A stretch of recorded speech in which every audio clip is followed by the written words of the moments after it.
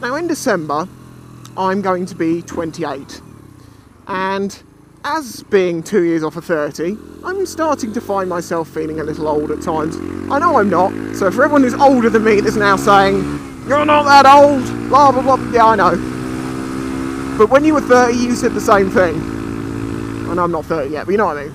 But I had this conversation the other day, and it started to make me feel quite old. It was at work, and one of the 18, no, he's probably 19, 20 year old barman, he was talking to me and the other chef. We're friends, same age, separated by a couple of months. So, you know, we're very much, we grew up at the same time, we saw the same stuff, you know. So a young barman stood there and he's telling us about the clothes he wishes to buy. And he starts showing us pictures. And he starts showing us a lot of the clothes that were around in the 90s. And that, you know, that were iconic for us at the time. And now they're coming back. But the thing is, the companies are now calling them the classic range and charging people £70–80 for a certain bit of, you know, clothing. Now, if you remember back to the 90s, there was a few things. There was those Adidas trousers with the poppers. You remember those? You know, because you used to just go out to people and go, "Rip! Ha!"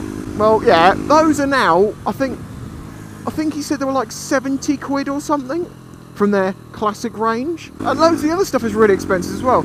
There was this brand, now what did it have? It was these jackets that had like N-A, was it Naffy or something? But we called it like Nanny Annie Fishy Fanny, something, I can't remember the fucking rest of it, but yeah, them. Apparently they're really expensive now because they're classic.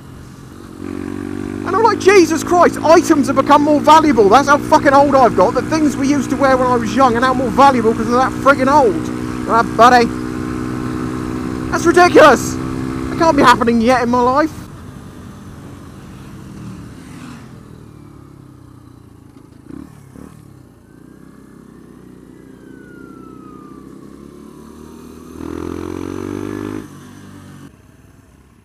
What in the fuck is that?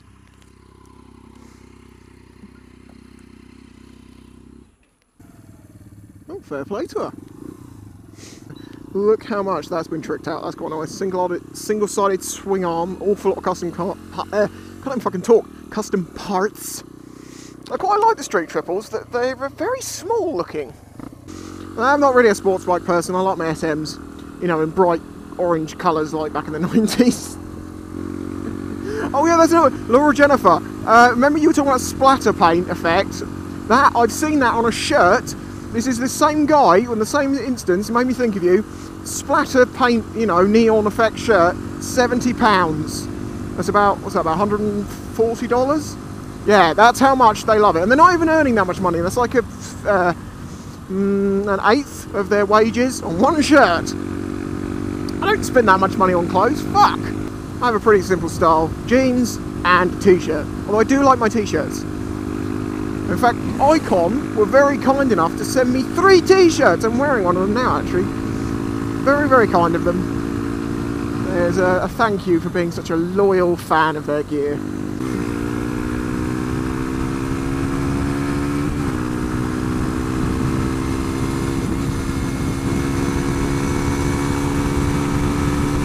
Come on, Jesse!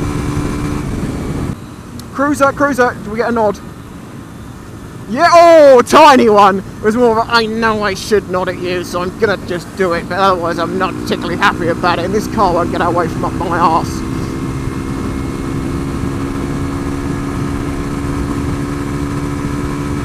You can see why the local bike spot is where it is with this road next to it.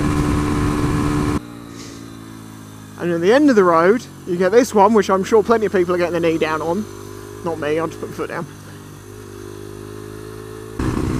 Is it her that's riding? It is, it's just her! My God! It's a woman who just drives a tricycle in army outfit. But this conversation though was very good, because it was good to remember the old things that I'd forgotten about. Like, do you remember the kickers phase, when everyone wore kicker shoes? They were like fucking tanks, like a solid rubber block on your foot. You kick someone with it, and it fucking hurts. And then they went and called it kickers. So what happens? Yeah, exactly, a lot of bruised shins, that's what happens.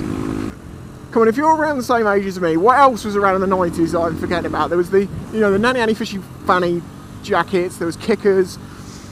There must be other classic things from back then that we're just forgetting about. These things that are bound to come back into fashion because they were so bad that they became iconic. I think that's the key to it. Whatever was the worst thing becomes memorable and iconic, and then people are like, yeah, that's the thing. I saw people wearing that back in the day. Slightly changing the subject, but still talking about clothes, I was considering making some t-shirts. You know, the ones that I like. I put the design online and you can buy them from that company, so it's very easy for all of us. But what would you like to see on a Spicy 110 t-shirt? Apart from, obviously, Spicy 110 somehow, what would you like to see on one of them? Sayings? Are there any particular sayings you'd love to have on a t-shirt? I know a few people love that little song, alright, what was it? This is so boring, this is so crap, I'm wearing a helmet, it looks like a hat. Do you want that on a t-shirt? Spicy 110 on the back? So come on, what am I forgetting? What other things were really big in the 90s that you reckon are going to come back? And also, what would you like to see on a t-shirt from me were I to produce one? Okay everyone, I'll catch you all next time. So it is no more dangerous, really, than sniffing a cat. Now, depending on whose cat it is, I suppose, yeah, there could be more dangers involved with that. I've had a couple of my cats that are little twats and they'd probably just take your face off, but that's not the point. It would only be scars, not lasting death.